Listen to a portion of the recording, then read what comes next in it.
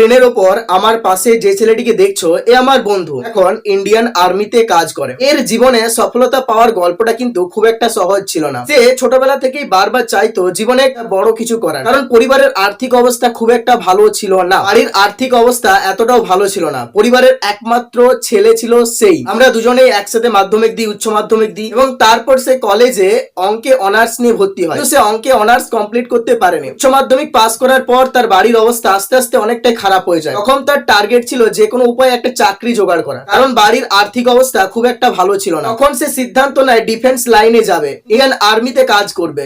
দুবার সে ইন্ডিয়ান আর্মিতে অ্যাপ্লাই করে, কিন্তু প্রথমবার অগ্নিবীরেও সে কেটে যায়, আর পরের বারও মেডিকেলে কেটে যায়।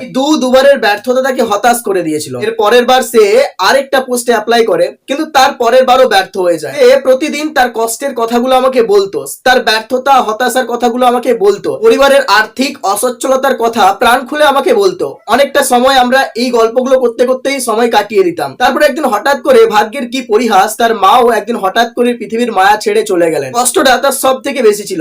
একে তো ব্যর্থতার কষ্ট তাকে ভেঙে দিচ্ছিল, তারপর তার মা এই পৃথিবীর মায়া ছেড়ে চলে গেলেন। এই দুটো কষ্ট তাকে ভেতর থেকে একবারে দুমড়ে মুচড়ে দিয়েছিল, কিন্তু তবুও সে তার লক্ষ্যের প্রতি হাল ছাড়েনি। সে তার লক্ষ্যে লেগেছিল, এবং শেষ পর্যন্ত সে এখন ইন্ডিয়ান আর্মিতে কাজ করছে, এবং শেষ পর্যন্ত এখন সে ইন্ডিয়ান আর্মিতে চাকরি করে। তার গল্পটা এটাই শেখায় যে স্বপ্ন যদি বড় হয়, স্বপ্নের প্রতি যদি তুমি ফিক্স থাকো, ব্যর্থতা যতই আসুক, পরিস্থিতি যতই খারাপ হোক, তুমি কিন্তু তোমার জয় নিশ্চিত। যদি তুমি হতাশ না হও, যদি মনের মধ্যে দৃঢ় সংকল্প থাকে যে আমি পারবো, আমাকে পারতেই হবে, তখন কেউ তোমাকে হারাতে পারবে না। এর সংগ্রামটা খুব কাছ থেকে দেখেছি। প্রতিদিন রাত 12টা-1টা পর্যন্ত বই পড়তো, এবং প্রতিদিন মাঠে আসতো প্র্যাকটিস করতে। কেউ আসুক বা না আসুক, যতই বৃষ্টি হোক, যতই শীত হোক, যতই গরম হোক, সে কিন্তু কখনো অলসতা করতো না, আলসেমি করে বিছানায় পড়ে থাকতো না।